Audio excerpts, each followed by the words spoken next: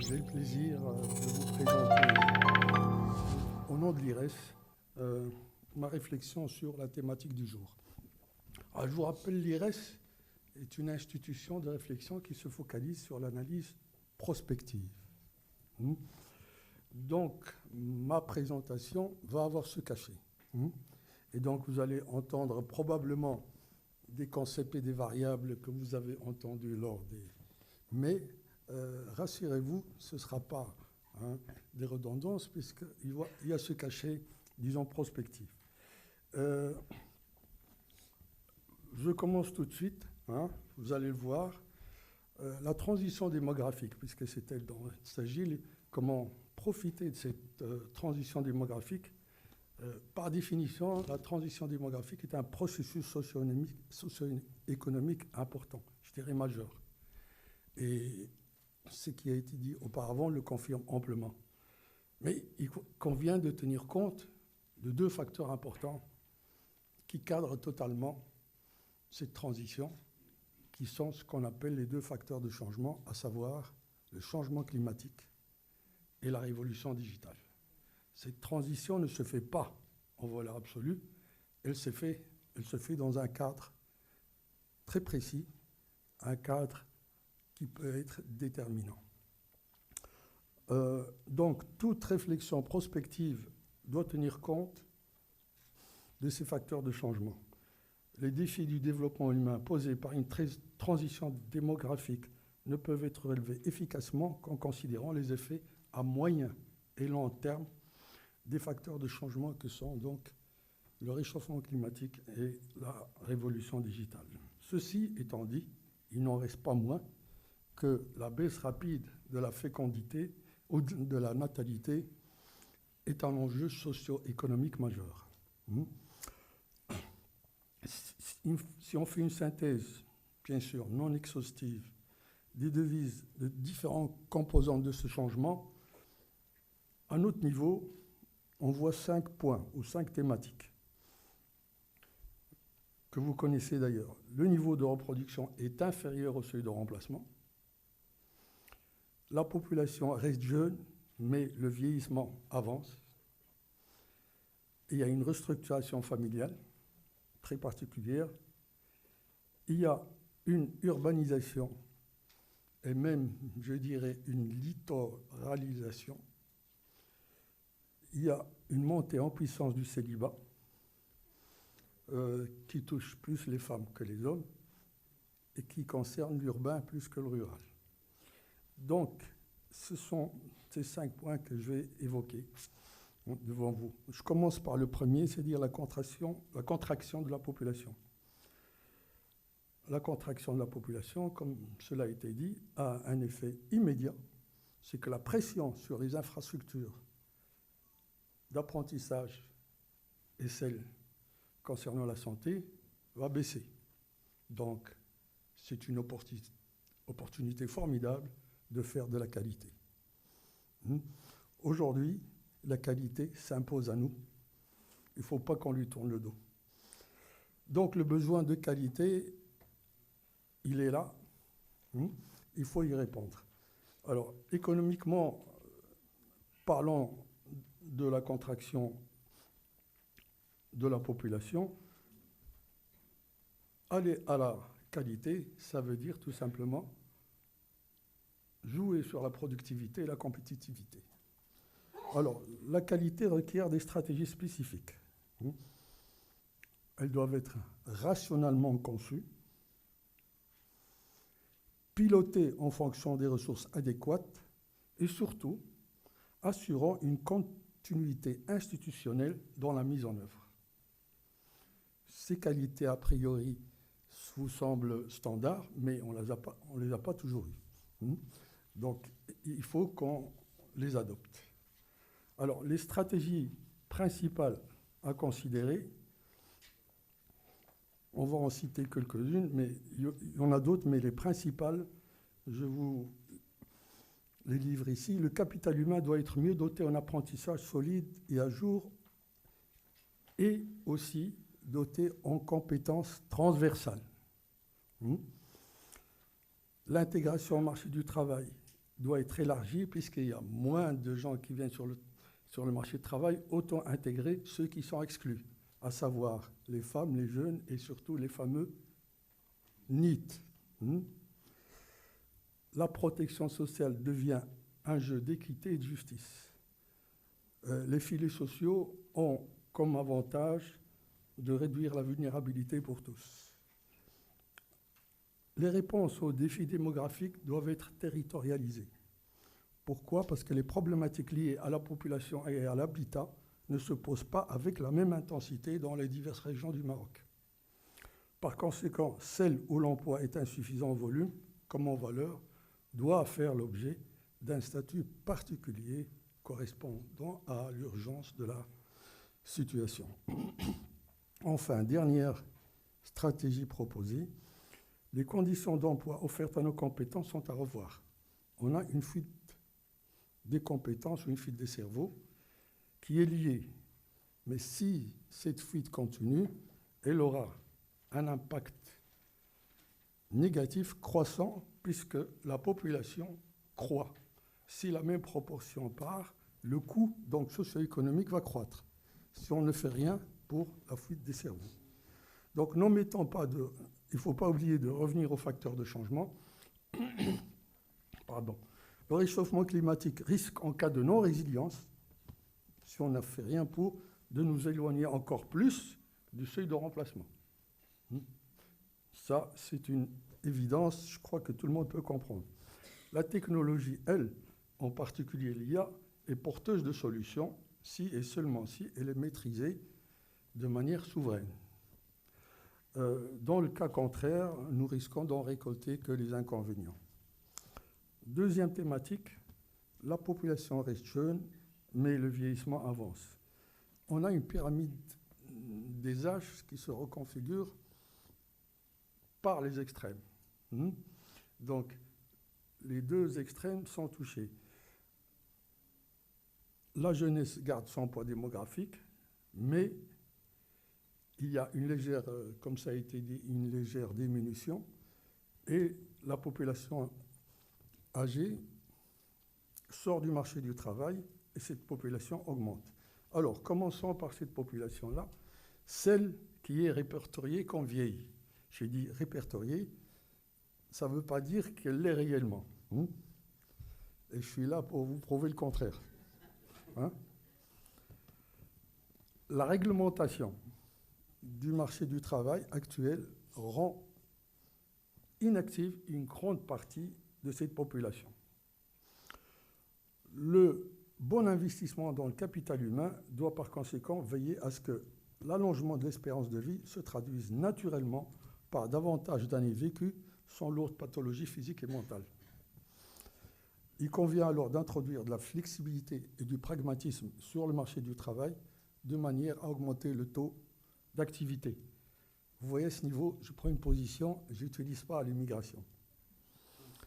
Parce que l'immigration, c'est une thématique à part qui est très importante et qui, en plus, présente beaucoup de problématiques qui sont, disons, assez compliquées pour le Maroc.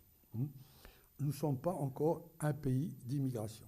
Nous n'avons pas un niveau de développement pour envisager l'immigration comme solution, malgré la transition. Mais ça peut à la limite aller au débat. Donc, et puis je pense qu'avant de penser à l'immigration, il faut penser à ceux qui peuvent travailler malgré leur âge, parce que l'avantage, c'est que ça augmente le taux d'activité et ça a des effets bénéfiques sur la pression sur la protection sociale. Donc, garder en bonne santé la population de troisième âge est un enjeu fort important qui ne consiste pas à viser la longévité, mais à augmenter le nombre d'années à vivre en autonomie et en bonne santé. Cet enjeu interpelle directement le système de santé. Alors, le système de santé va hériter donc d'une nouvelle fonction ou d'une nouvelle responsabilité. Jusqu'à présent, ce système de santé est structuré pour gérer les urgences et les différents épisodes d'hospitalisation. Donc on peut se poser la question, est-ce qu'il a les capacités nécessaires? La question ne se pose pas parce qu'il faut y arriver. Donc le système de santé marocain doit donc évoluer pour accompagner valablement le vieillissement, non pas comme une pathologie, mais comme un processus de prestation médicale spécifique qui anticipe et coordonne les actions préservant l'autonomie en priorisant la prévention et les soins à domicile. Donc, c'est une condition qui est très importante. L'économie des soins devrait monter en puissance et appréhender toutes les formes de prestations médicales pour couvrir l'ensemble des besoins liés au vieillissement. Il convient d'analyser cette économie au-delà de son volet soins et dépenses de la protection sociale et la considérer d'abord, et là je reviens sur ce qui a été dit, comme un investissement dans le capital humain. Investissement dans le capital humain, ça ne veut pas dire nécessairement mettre un enfant à l'école. Ça va au-delà. Comme secteur pourvoyeur d'emplois utiles et valorisants, il s'agit donc de structurer ce qu'on appelait l'économie du care ou care economy comme filière stratégique. Rappelons que le vieillissement est d'abord un statut économique et social avant d'être sanitaire. Il faut le prendre comme ça et pas l'inverse. La croissance inclusive a pour objectif d'atteindre la meilleure performance productive possible et aussi de garantir la justice sociale. Et ça fait partie. Donc dorénavant, la préservation de la dignité humaine doit faire partie des priorités des politiques publiques. Donc voilà l'essentiel à dire sur la vieillesse. On vient à l'autre extrême de la pyramide, la jeunesse. Alors la jeunesse, ça a été caractérisé. La situation de la jeunesse n'est pas rose. Et elle passe nécessairement, si on veut regarder ce qui la caractérise, ça porte sur l'éducation et la formation, la faible insertion sur le marché du travail, l'importance de l'informel, l'hybridation des nouvelles formes de travail et le risque social des NEET. Ça, ce sont, à notre avis, ce qui caractérise la jeunesse actuellement.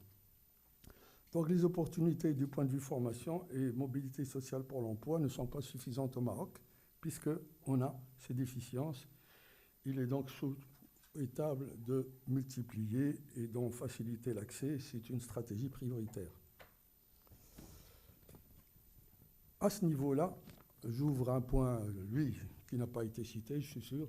Je ne citerai jamais sur l'importance, puisqu'on est dans l'objectif de profiter de la fenêtre démographique sur l'importance du préscolaire. Ce dernier, quand il est de qualité, agit efficacement pour effacer les inégalités scolaires d'origine sociale. C'est le meilleur moyen. Par ailleurs, les sciences cognitives sont arrivées au constat que les enfants scolarisés dès 13 ans ont les dispositions requises pour un apprentissage d'ouverture et de curiosité. La condition essentielle de réussite au niveau de ce cycle, c'est de disposer d'enseignants compétents, d'enseignants assez compétents pour pouvoir déceler les aptitudes des enfants afin de les insérer dès le départ dans un parcours scolaire gagnant. Pour les cycles suivants, il devient urgent de trouver un modèle d'apprentissage adéquat qui puisse répondre aux exigences générées par les besoins de développement économique, surtout que nous avons aujourd'hui l'ambition d'être un pays en voie d'émergence, et aux exigences générées par la préservation de la cohésion sociale, ce qu'il ne faut pas oublier.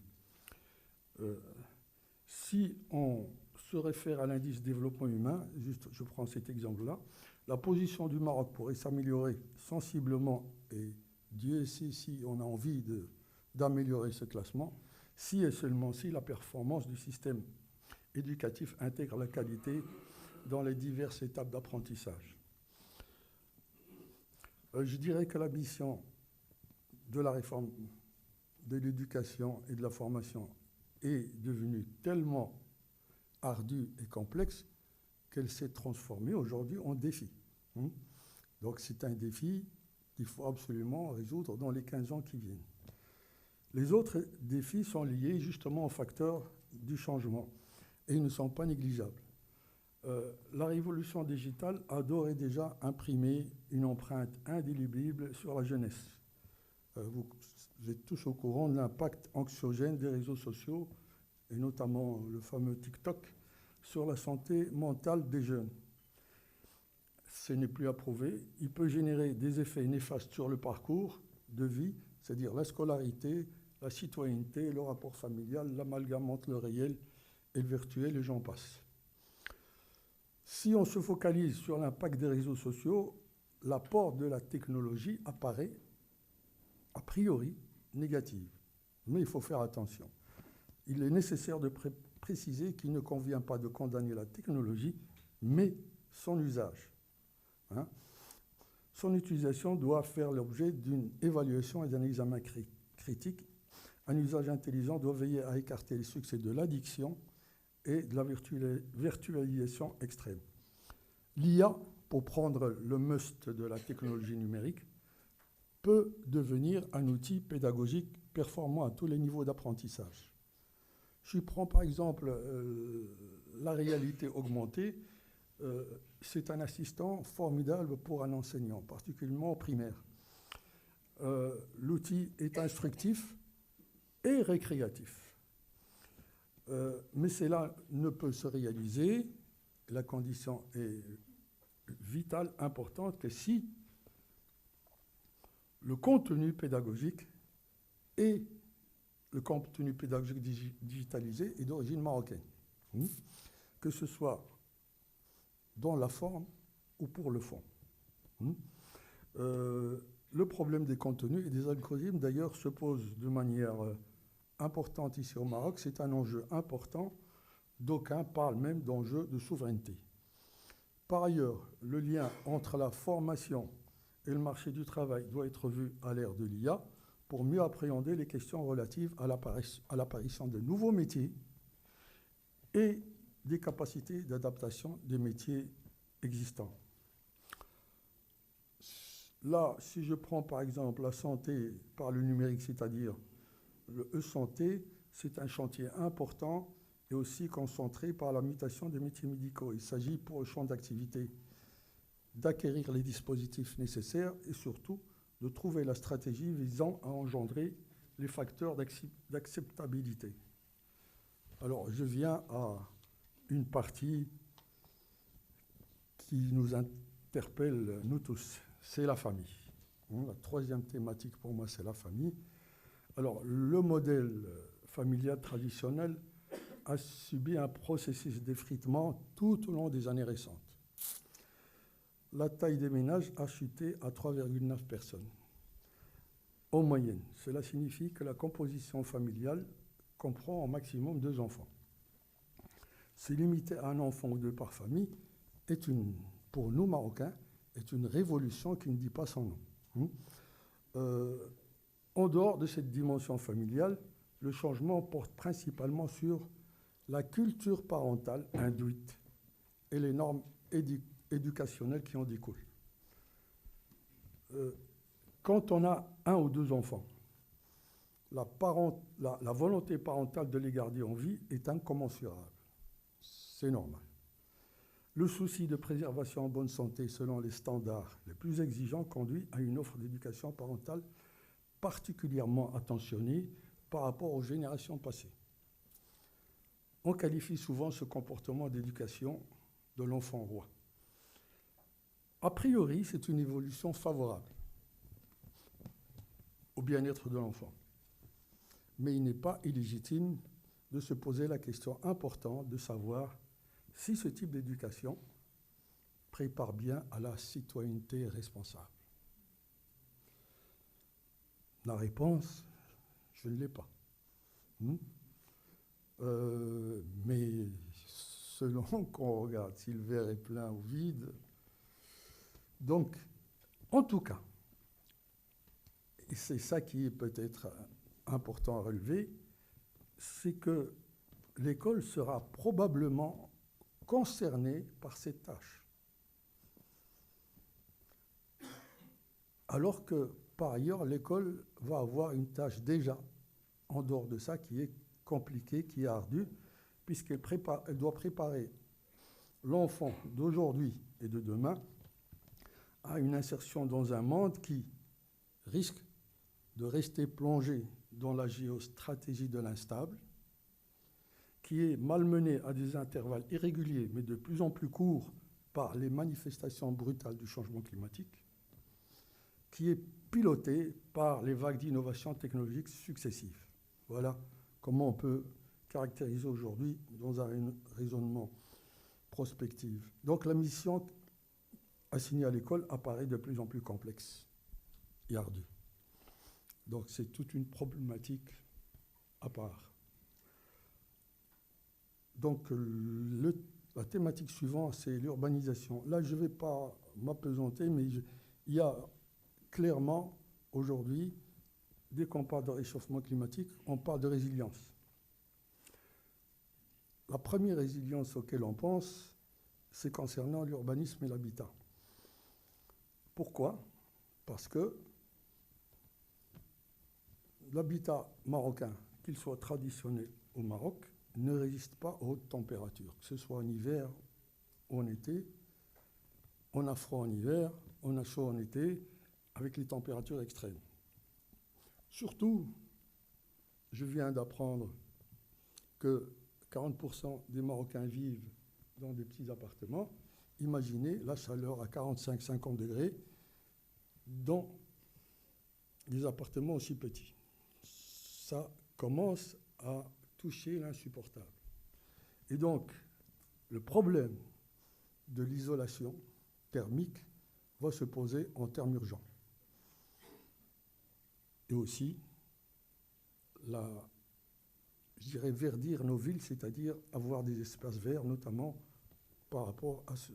Donc, l'urbanisme, il est concerné essentiellement par ces deux thématiques, à savoir l'isolation des habitats et la disposition d'espaces verts qui permet d'avoir des poumons d'oxygène dans les villes. Je dirais que ce sera une occasion pour, justement, si on a la capacité, l'ambition, la vision pour faire de l'isolation, en profiter pour offrir des espaces meilleurs, plus grands.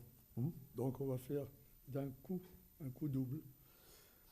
Donc le législateur est ainsi interpellé pour éditer des nouvelles normes dans les domaines précités et veiller rigoureusement à leur strict respect. C'est très important. Il ne s'agit pas d'éditer les normes qu'on attend toujours, mais il faut absolument veiller à ce qu'ils soient rigoureusement respectés. Et je termine par le célibat. Alors pourquoi il nous paraît important d'en parler? Le célibat monte au Maroc. Si je m'intéresse, disons, au troisième âge, le célibat est toujours ou presque toujours synonyme de solitude. Et en particulier, je dirais, au niveau des femmes. La solitude peut s'avérer être une épreuve redoutable à ne pas négliger. Dans certaines conditions d'isolation, le célibat peut engendrer des pathologies fatales. Et donc, de nouveau, notre fameuse économie du care, elle va être aussi concernée par le phénomène du célibat, parce qu'une vieille personne qui vit seule, forcément, il faut trouver le moyen de temps en temps voir si elle est encore là ou si elle est partie. Je terminerai par une problématique que je n'ai pas citée, mais qui est essentielle, qui est transversale, c'est la gouvernance. La gouvernance va clôturer donc ma réflexion.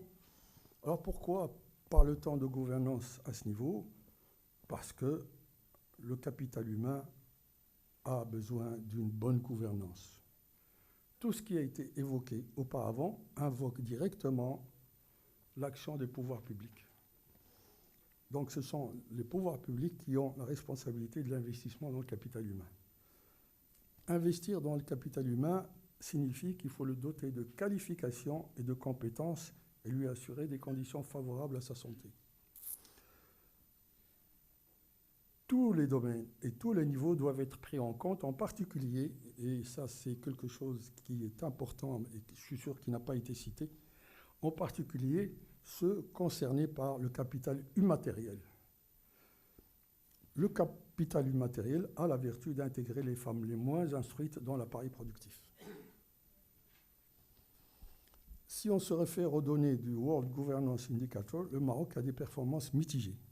Cela indique qu'il y a encore des faiblesses dans l'installation d'état de droit qui doit obligatoirement être doté de mécanismes de transparence, d'évaluation et de contrôle. Notons cependant que, pour blanchir un peu la situation, notons cependant que malgré le bas score atteint, le Maroc surpasse ses voisins d'Afrique du Nord. Pour conclure, et en vue de ce qui précède et en se référant aux expériences d'autres pays qui nous ont précédés dans la transition démographique, nous pouvons affirmer que cette transition ne peut engendrer un dividende qu'en cas d'une bonne gouvernance du capital humain. Le dividende, comme ça a été dit, n'est pas automatique. En adoptant les bonnes décisions relatives à la gouvernance du capital humain, le Maroc a toutes les chances de sortir de la trappe des pays à revenus intermédiaires. Et je vous remercie. Merci beaucoup. وما تنسوش تابوناو معنا فلاشين وتتابعونا على مواقع التواصل الاجتماعي.